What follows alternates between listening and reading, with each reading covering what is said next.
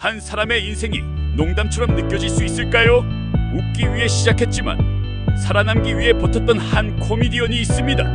그는 말합니다. 삶은 완벽한 농담이다. 누군가는 이 말을 듣고 허무하게 받아들일지 모르지만 철학자 쇼펜하우어는 고통 없는 인생은 없으며 인간은 오직 그 고통을 해학으로 전환할 줄 아는 존재라고 했습니다. 이경규의 인생 또한 그 해학의 실천 그 자체였습니다. 대한민국에서 45년간 방송계를 지켜온 이경규. 그가 지금껏 무대 위를 떠나지 않은 이유는 단 하나, 사라지지 않기 위해서였습니다. 공자가 말했습니다.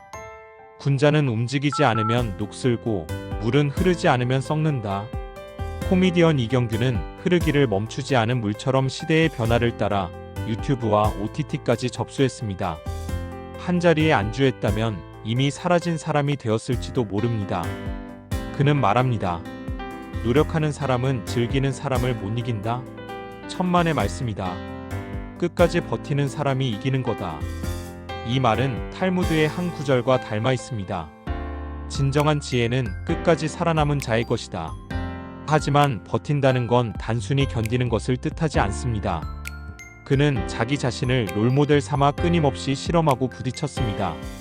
1981년 MBC 공채 개그맨으로 시작해 몰래카메라, 양심냉장고로 대중의 웃음을 책임졌던 그는 나훈아의 은퇴 콘서트를 보며 내게 은퇴란 누군가의 기억에서 잊히는 것이라 정의했습니다. 바로 이 지점에서 웃음의 철학은 삶의 철학으로 확장됩니다. 철학자 소크라테스는 고통이 없는 삶은 반성 없는 살보다 낫지 않다고 했습니다. 이경규는 상처와 기쁨의 줄타기 속에서 살아남았습니다. 그가 직접 밝힌 바에 따르면 TV에서의 캐릭터와 자신의 진짜 감정이 혼재되어 지금 내가 진짜 화가 난 건가 아니면 웃기려고 화난 척을 하는 건가 헷갈릴 정도라고 했지요. 이것은 그저 연기를 넘은 존재론적 혼란이며 한 예능인이 얼마나 깊이 자신의 일을 살아냈는지를 보여주는 일화입니다. 이처럼 이경규는 삶이 단지 무대 위의 희극이 아닌 실존의 연기임을 우리에게 역설합니다. 맹자는 말했습니다. 큰 일을 이루는 자는 반드시 마음속에 근심이 있어야 한다. 그가 대기실의 침묵 속에서 심근경색이 와도 녹화를 마치고자 했던 집념은 단순한 책임감을 넘어 업에 대한 철학이라 할 수 있습니다. 우리는 왜 웃음을 주는 사람의 이야기에 감동하는 걸까요? 그것은 그들이 단지 웃긴 것이 아니라 고통을 전환했기 때문입니다. 부처는 말했습니다. 웃음은 해탈의 문이 될 수 있다. 이경규는 말 그대로 해탈에 가까운 농담으로 인생을 견뎌낸 사람입니다.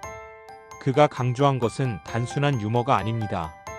그는 내가 만든 프로그램이 오히려 나를 바꿨다고 했습니다.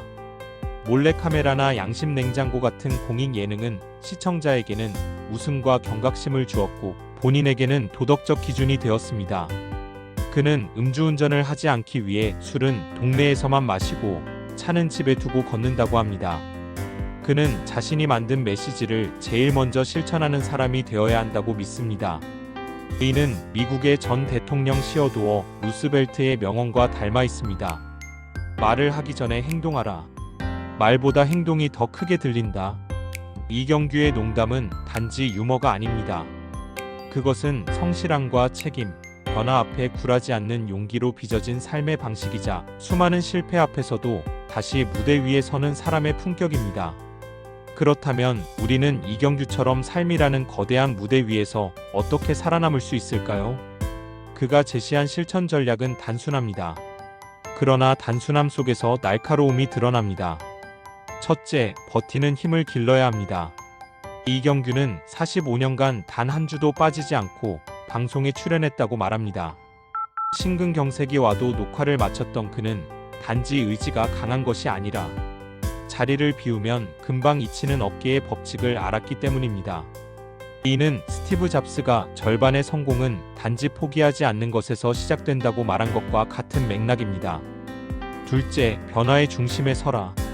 그는 지상파뿐 아니라 넷플릭스, 유튜브, OTT에 이르기까지 플랫폼을 넘나들며 진화했습니다. 퇴계 이황이 제자에게 말한 바 있습니다. 지혜로운 자는 흐름을 따라가는 것이 아니라 흐름을 인식한 자이다. 이경규는 흐름에 따라 움직인 것이 아니라 흐름을 이끄는 사람이었습니다. 셋째, 실패를 두려워하지 마라. 그는 전 재산을 투자한 영화가 흥행참패를 겪었을 때 실패의 고통을 고스란히 껴안았습니다. 하지만 그는 그 경험을 자신이 기다려온 문을 만나기 위한 문두드림이라 표현합니다. 이는 장자의 말처럼 길이 막히면 다시 길이 된다는 통찰을 떠오르게 합니다. 한 번의 실패로 낙담할 필요가 없다는 것입니다. 모든 실패는 문을 여는 열쇠입니다. 넷째, 가족을 비빌 언덕으로 여기지 말고 자신이 그들의 언덕이 되라. 그는 딸을 위한 언덕이 되겠다고 했지만 오히려 자신이 딸에게 의지하고 있음을 깨닫습니다. 이 고백은 단순한 감상이 아니라 성장의 반전입니다. 노자는 도덕경에서 말했습니다. 물을 이기는 것은 없음이지만 물은 언제나 낮은 곳으로 흐른다. 겸손한 자세는 결국 인간관계와 인생 전반의 유연함을 만들어냅니다. 다섯째, 웃음은 무기가 아니라 삶의 해석 방식이다. 이경규는 말합니다. 내가 코미디언이 아니었으면 더 무서운 사람이었을 수도 있다. 그는 자신의 고통과 분노를 웃음이라는 언어로 치환합니다. 이는 불교에서 말하는 전환의 지혜와도 맞닿아 있습니다. 고통을 있는 그대로 받아들이는 것이 아니라 그것을 다르게 바라보는 힘이 바로 지혜이며 이경규는 코미디라는 언어로 이를 실천한 것입니다. 그는 예능은 세상을 바꾸지 않는다. 예능이 나를 바꿨을 뿐이라고 고백합니다. 이 말은 곧 자기 규율이 곧 세상에 대한 책임감임을 보여줍니다. 그의 프로그램이 사회적 메시지를 포함할 수 있었던 이유는 그 자신이 먼저 메시지의 주체로 살았기 때문입니다. 일론 머스크는 무엇을 만들든 먼저 스스로가 그것을 믿어야 한다고 말했습니다. 이경규는 웃음을 만들기 전에 먼저 스스로 웃음을 믿는 사람이었습니다. 그 믿음이 수십 년의 방송 경력을 만들어낸 원동력이었습니다. 마지막으로 그는 유산과 재산의 차이를 말합니다. 재산은 숫자이고 유산은 태도다.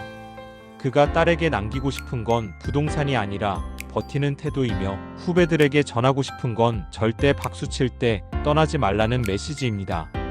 그의 삶을 관통하는 철학은 다음과 같이 요약할 수 있습니다. 웃음을 멈추지 않는 자만이 슬픔마저 삼킬 수 있다. 이는 동서양을 막론하고 모든 위대한 인물이 가진 공통의 자세였습니다. 간디가 가졌던 비폭력의 유머, 링컨의 위기 속 농담, 찰리 채플린의 침묵 속 웃음처럼 이경규 또한 한국 코미디의 역사 속에서 인생을 해석하는 방식을 우리에게 남긴 인물입니다.